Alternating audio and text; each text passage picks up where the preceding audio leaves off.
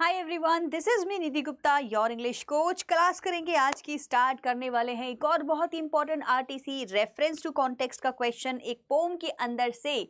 Pome का नाम है अ टाइगर इन अ जू। इंपॉर्टेंट है इस बार एग्जाम के पॉइंट ऑफ व्यू से। चैप्टर पूरी पोम इंपॉर्टेंट है और इसमें से एक आरटीसी आने के बहुत ज़्यादा चांसेस हैं। तो आइए चलिए करते हैं आज इस आरटीसी को सॉल्व। आपके पास में ये लाइन यहाँ लिखी हुई है, आपको इन लाइंस को पढ़ना है। पढ़ने के बाद में मैं पूछूंगी आपसे 5 क्वेश्चंस इसी आरटीसी के अंदर से, इसी चैप्टर के अंदर से, है ना। और आपको इसके आंसर मेरे को करने हैं। ऑप्शंस भी रहेंगे, मतलब 4 ऑप्शंस रहेंगे, ABCD में से आपको सिलेक्ट करना है। जो क्वेश्चंस हैं, इसका जो लेवल है वो बहुत अच्छा है, स्टैंडर्ड है। हो सकता है कि आप गलतियां करें, बट आप इसको ढंग से पढ़ेंगे और मेरे साथ प्रैक्टिस करेंगे तो चांसेस हैं कि आप इस तरीके के आरटीसी पेपर में कर पाएंगे। ये CBSE के सैम्पल पेपर में दिया गया था, वहां से मैं इसको लेकर आई हूँ। आइए चलिए करते हैं साथ में इसकी प्रैक्टिस।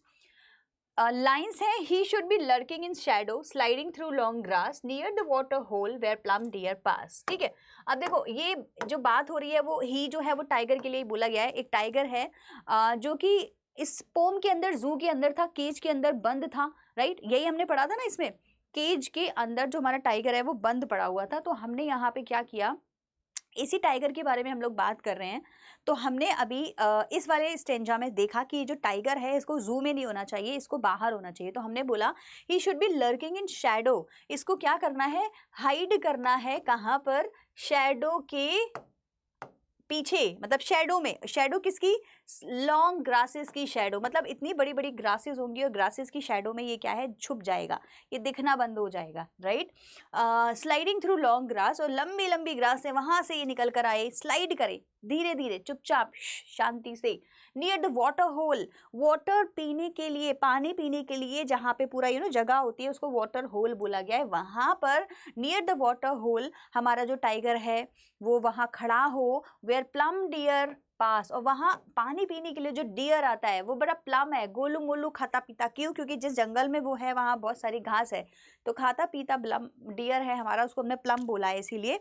और इस प्लम डियर के वहां आते ही हमारा जो टाइगर है उसको खा जाए, बस यही है हमारा एक्चुअल मोटिव। ये टाइगर करने के लिए बना है। तो टाइगर किस लिए बना है, जू में रहने के लिए? नो, टाइगर बना है एक जंगल में रहने के लिए, जहाँ पे वो टाइगर अपने शिकार का वेट करे, प्लम डियर आए वहां उसको खाए, घास के पीछे छुपा हुआ हो, एकदम से आए अटैक करे और खा जाए। ये उसकी डेली लाइफ होनी चाहिए। This is what he is meant for and he is in a cage, that is wrong. तो यही आपको इस स्टेंजा में बताया गया है। आइए चलिए अब करते हैं इसके क्वेश्चंस। ठीक है, question number 1, according to the extract the poet wishes for the tiger to be sliding through long foliage is basically grass only, leaves बहुत सारे है ना, बड़ी बड़ी leaves, as this would। तो हमारा जो पोएट है वो विश कर रहा है, चाहता है कि टाइगर कहाँ हो, स्लाइडिंग थ्रू द फॉलेज, यानी कि स्लाइडिंग थ्रू द ग्रासेस, वहां हो जंगल में, ग्रासेस के पीछे छुपकर स्लाइड करके बाहर निकल कर आए। इससे होगा क्या, number 1, it would assist in keeping the prey unsuspecting of the predator sound. Predator कौन हो गया, खाने वाला, मतलब कि टाइगर। और प्रे कौन हो गया हमारा, बताइए इस पोम के अंदर प्रे कौन है, शिकार कौन है, प्लम डियर। राइट, तो क्या अगर हमारा जो टाइगर है वो ग्रासेस के पीछे छुप जाएगा तो उससे क्या फायदा होगा, it would assist in keeping the prey unsuspecting. Prey को पता ही नहीं चलेगा, अनसस्पेक्ट मतलब सस्पेक्ट नहीं कर पाएगा वो कि कोई प्रेडेटर वहां खड़ा है, उसकी कोई साउंड ही नहीं आएगी, क्योंकि हमारा जो प्रेडेटर है बेसिकली लॉन्ग ग्रास के पीछे छुपा पड़ा है, चुपचाप शांति से। आंसर तो काफी सही लग रहा है, एक्सप्लेनेशन तो बड़ी अच्छी बनी है। Aid in camouflaging the presence of the predator before it rushes in, इसको हाइड कर देगा। हाइड नहीं, एक्चुअली पहला वाला आंसर इज मच बेटर, है ना। हम कैमोफ्लेजिंग के लिए, ग्रास के पीछे छुपने के लिए नहीं बोल रहे हैं। वो इतना बड़ा है, वो उसकी आवाज ना आए तो वो स्लाइड करे धीरे धीरे शैडो में, ये बोल रहे हैं। Help the predators pounce on the prey, उसको पकड़ने के लिए कंफर्टेबली विदाउट गेटिंग टायर्ड, इससे तो कोई मतलब नहीं है। सपोर्ट द प्रेडेटर्स विजन के लिए इसको लॉन्ग ग्रास के पीछे होना चाहिए, नहीं, ये तो दोनों बिल्कुल ही बकवास हैं। लेकिन हाँ, बी वाले में काफ़ी हद तक सोच रहे होंगे कि वो होगा, बट पहला वाला हमारा मस्त एग्जाम्पल और एक्सप्लेनेशन के साथ हमें समझ आ गया, तो that would be our correct answer. ठीक है, आइए दूसरा वाला करते हैं। Which fact does not connect with the significance of the water hole for the tiger. Tiger water hole के पास क्यों जाए, डज नॉट बताना है, मतलब 3 आंसर में बताया जाएगा कि वो एक्चुअली वहां जा क्यों रहा है अपने शिकार को पकड़ने के लिए, और एक आंसर गलत होगा, उसी वाले को वेट करना है। Number 1, many tigers chase prey into the water and hold the victim's head under the water until it drowns. तो ये मारने की बड़ी अच्छी टेक्निक है। तो लिखा हुआ है कि कई सारे टाइगर क्या करते हैं, पानी के पास अपने शिकार को पकड़ते हैं, जिससे कि जैसे ही वो उसको पकड़े उसको नीचे ड्राउन कर दें, और पानी में सांस नहीं ले पाएगा बंदा, तो वो बेहोश हो जाएगा, मर जाएगा, जो भी उसका सिचुएशन रहेगा, वीक हो जाएगा, और अच्छे से ये शिकार करने की एक टेक्निक हो गई। ठीक है, तो ये बिल्कुल सही लग रहा है मुझे। बी में बोले prey feed in water on water lilies and often wander into the middle of the water hole where they are vulnerable and easy for the tiger to kill. तो यहाँ लिखा हुआ है कि काफ़ी सारे प्रे शिकार क्या करते हैं, वाटर लिलीज खाने के लिए आते हैं, वाटर पानी पीने आते हैं, वहाँ का लिलीज खाने आते हैं। ऐसी जगह पे खड़े होते हैं वो उस टाइम पे कि वो वल्नरेबल है, मतलब कि नीचे जाएंगे तो पानी में चले जाएंगे, पीछे तो टाइगर खड़ा ही है। तो ये एक परफेक्ट पोजीशन होती है, सिचुएशन होती है टाइगर के लिए अटैक करने के लिए। जा ही नहीं सकता, क्योंकि वो ऐसी जगह नहीं है जहाँ से वो भाग के कहीं घुस सके अंदर, वो ऐसी जगह है जहाँ से या तो इधर पानी, इधर कुआं, इधर खाई है ना, तो इधर पानी है, इधर टाइगर है, तो वो बच ही नहीं सकता। तो ये भी बड़ी अच्छी टेक्निक है, तो इसीलिए भी हो सकता है वहां जाता हो। Prey that has quenched his thirst, पानी पीने के बाद जो हमारा शिकार है वो इंश्योर करता है कंजप्शन ऑफ हाइड्रेटेड मीट, मतलब कि उसके अंदर पानी पहुंच गया है, तो जो मीट अब हम खाएंगे वो हाइड्रेटेड होगा, जूसी जूसी ज्यादा होगा। ये मतलब बायोलॉजिकल आई डोंट नो, मतलब इसका कोई सेंस नहीं बनता, तो अभी के लिए इसको मैं कट भी नहीं करूंगी और राइट भी नहीं करूंगी, बिकॉज ये दोनों तो सही है। अब ये सही हुआ तो फिर ये गलत है, और अगर इसमें भी कुछ हुआ तो फिर मतलब हमें नहीं पता। वैसे ऑब्वियसली कोई सेंस नहीं बनता इस चीज़ का, I don't know why is it written, of course because this is the wrong answer.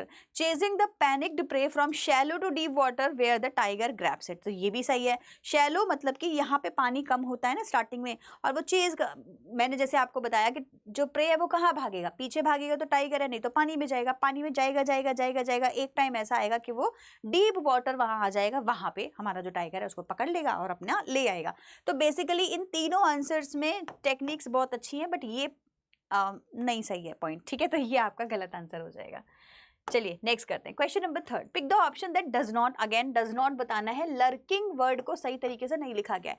देखो मैंने आपको बताया था लर्किंग मतलब होता है हाइड करना, तो हाइड देखेंगे कहाँ कहाँ पे सही बन रहा है। ठीक है, द थग मतलब कि जो भी घुसपैठिया था, चोर था, was lurking in the, lurking की जगह हम हाइडिंग बोलेंगे जिससे हमें आसानी से मीनिंग समझ आएगा। ठीक है, so the thug was hiding in the alley late evening for unsuspecting passerbys. बिल्कुल सही है, पासरबाई से छिपने के लिए जो ये हाइड कर रहा था, तो ये बिल्कुल सही आंसर हो गया। Hyena was hiding in the den after a good meal.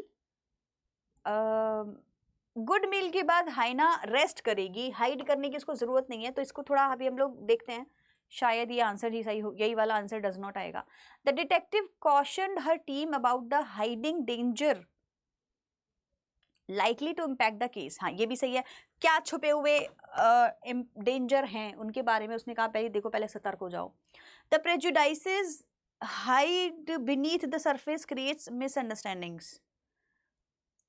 हाँ, so prejudices hide beneath the surface, ठीक है, क्रिएट्स मिसअंडरस्टैंडिंग। सो काफ़ी सारे प्रेजुडाइसेस होते हैं जो छुपे हुए होते हैं, मतलब एक उनका जो एक्चुअल मीनिंग होता है वो कुछ और ही होता है।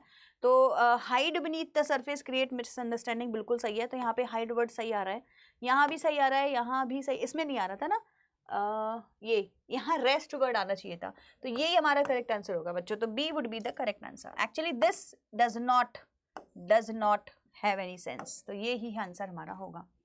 आइए नेक्स्ट करते हैं।